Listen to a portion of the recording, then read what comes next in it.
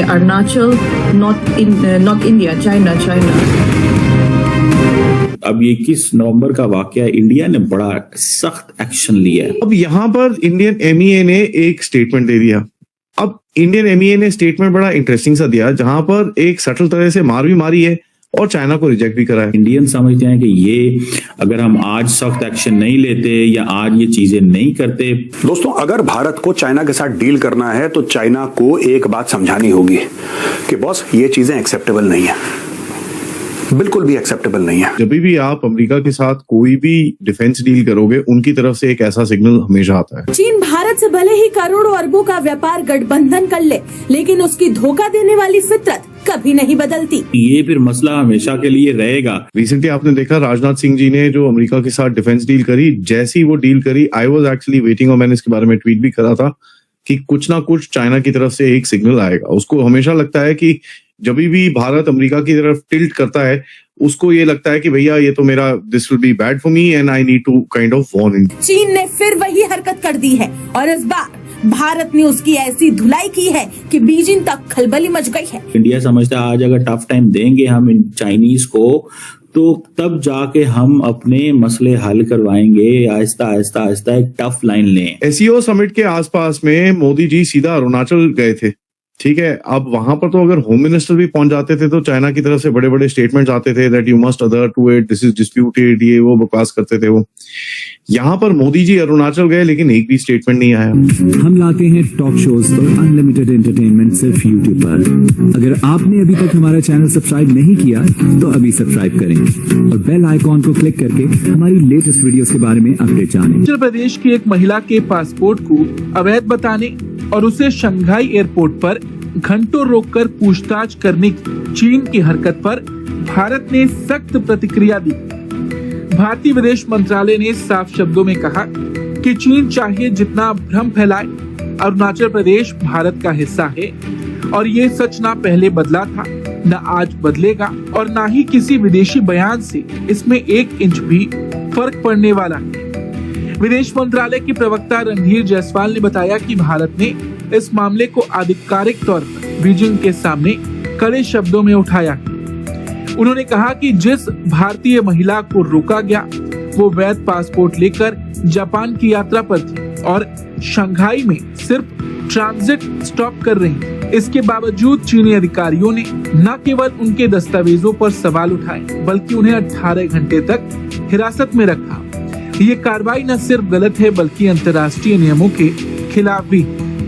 चीन पे जो अभी उन्होंने जो कदम उठाए थे हमारे नागरिक को लेके शंघाई एयरपोर्ट पर, उसके बाद हम लोगों ने कल देखा कि हम लोग एक स्टेटमेंट जारी किया गया है। उसमें हमने बताया है, उससे पहले भी बताया कि अरुणाचल प्रदेश जो ये हुआ वो ठीक नहीं है और हमारे दोनों देशों के रिश्ते के लिए ये मददगार नहीं है।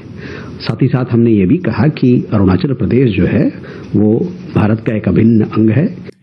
और वो कहते हैं जी यहाँ पे जो बॉर्डर है ये मैकमोहन लाइन जो है 1914 के मुताबिक है और चाइना वो कहते हैं कि उसने एक्सेप्ट की हुई है दिस लाइन बहुत सारे ओकेजन्स में। तो वो कह रहे हैं कि अगर ये जो स्टेट है अरुणाचल प्रदेश मैकमोहन लाइन के ऊपर डिपेंडेंट है या मैकमोहन लाइन जो है वो उसको देखकर ये फैसला किया जा रहा है, तो देन व्हाई ऑन अर्थ जो है वो चाइनीज इसको नहीं मानते। No, this is the central point, ठीक है। अब आप में से बहुत सारे लोग जो हैं वो सारी बातें परेशान होंगे कि ये मैकमोहन लाइन क्या है, ठीक है जी। ये बाउंड्री है जो कि ब्रिटिश अथॉरिटीज ने उस वक्त ड्रॉ की थी between British India and Tibet के बीच में। 1100 किलोमीटर का है और बॉर्डर है जिसमें चाइना का जो तिब्बत का इलाका है और अरुणाचल प्रदेश ये इंडिया का इलाका है। और ये सर हेनरी मैकमहन जो थे जो कि फॉरेन सेक्रेटरी थे उस वक्त ब्रिटिश इंडिया के, उन्होंने किया। तो ये इसको ये ज़हन में रखें। सो इसमें रिपब्लिक ऑफ चाइना इन्वॉल्व है, तिब्बत इन्वॉल्व है, ब्रिटिश गवर्नमेंट उस वक्त की इन्वॉल्व थी और ब्रिटिश इंडिया और ये सारा मतलब ये जस्ट इस चीज़ में तो इसको थोड़ा सा ये सेंस में ये समझे। तो ये इनके बेसिकली कोर जो डिसएग्रीमेंट है, मैं उसकी बात बता रहा हूँ आप, ठीक है ना जी। ये उनके चैलेंजेस में से एक चैलेंज है, ठीक है जी। अब चाइनीज आपको पता है वो क्या करते हैं, उनका मॉडल क्या है? उनका मॉडल ये है कि keep claiming but keep moving. China का क्लेम क्या है कि जी जो एंटायर अरुणाचल प्रदेश है वो इसकी टेरिटरी है, तकरीबन ऑलमोस्ट इतना ही ये इनका क्लेम है, ठीक है जी। वो कहते हैं जी जो साउथ जो रीजन है साउथ तिब्बत का जंगान वो भी हमारा है। चाइना कहता है जी मोहन लाइन जो है वो इलीगल है। वो कहते हैं तिब्बत के पास ये राइट ही नहीं है क्योंकि तिब्बत हमारे अंडर है। सो ये चीजें जो हैं वो दैट इज देयर। और इंडिया क्या कहता है, वो कहता है जी अरुणाचल प्रदेश जो है ना ये सेटल्ड टेरिटरी है। चाइना कहता है ये डिस्प्यूटेड टेरिटरी है। तो ये डिस्प्यूट की भी एक वो है, जैसे मैंने कहा ना कि हिस्ट्री है। बैक इन 1914 में एक शिमला कन्वेंशन हुआ था जिसमें ब्रिटिश इंडिया और तिब्बत ने एक मनमोहन लाइन ड्रॉन की। चाइना ने साइन नहीं की उस एग्रीमेंट में। इंडिया कहता है कि ये एक लीगल बाउंड्री है, चाइना नहीं मानता। फिर चाइनीज 1949 के बाद जब चाइनीज कम्युनिस्ट चाइना आया तो उसने सॉवरेनिटी जब की असर्ट की ओवर तिब्बत एंड उसके जो क्लेम थे तो उसमें ये चीज आ गई। उसने कहा तिब्बत के साथ तो हम है ही, हमारा एग्रीमेंट नहीं, तिब्बत नहीं हमारे से एग्रीमेंट करे। तो फिर जो 62 की इंडिया और चाइना की लड़ाई हुई, जो बड़ी जंग हुई थी, और ये भी अरुणाचल प्रदेश में हुई, सारी बात है, बड़ा इसका इलाका था। चाइना ने बहुत सारी जो टेरिटरी है कैप्चर की, फिर विड्रॉ किया उसे, सीज फायर हुआ। चाइना ने बहुत सारे इलाके को वो किया, क्लेम किया, लेकिन ऑक्युपाई नहीं किया। लेकिन सवाल ये है कि चाइना को क्या मसला क्या है अरुणाचल प्रदेश में?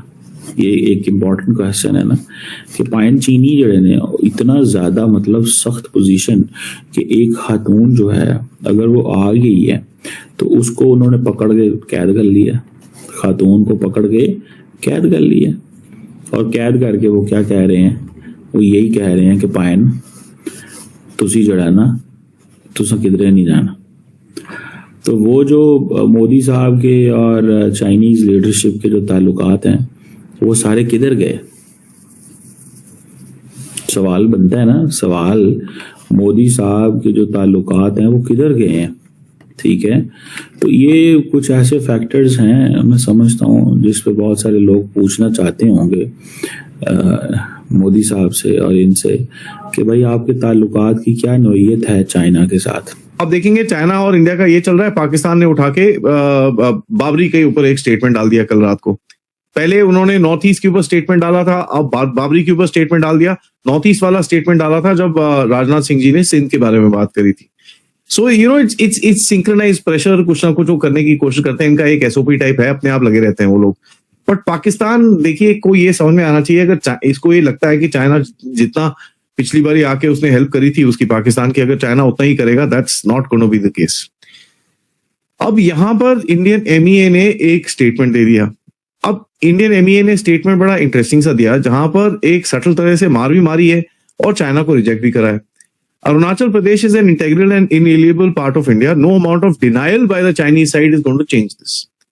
नो एक ये बड़ी इंटरेस्टिंग सी चीज है। सबसे पहले आपने कोर सॉवरेनिटी की बात करी। दूसरा जो चाइनीज के साथ आपके एग्रीमेंट्स हैं, तो 2004 के एग्रीमेंट्स हैं और उसके बाद के एग्रीमेंट्स हैं जिसके बारे में चाइनीज बोलते हैं उनको दोबारा इंप्लीमेंट करना चाहिए एंड ऑल दैट। उसके अंदर सबसे बड़ी चीज ये लिखी हुई है कि भैया दोनों बॉर्डर्स को जब सेटल करेंगे, कोई भी जो सेटल्ड कम्युनिटी है उसको आप छेड़ नहीं सकते।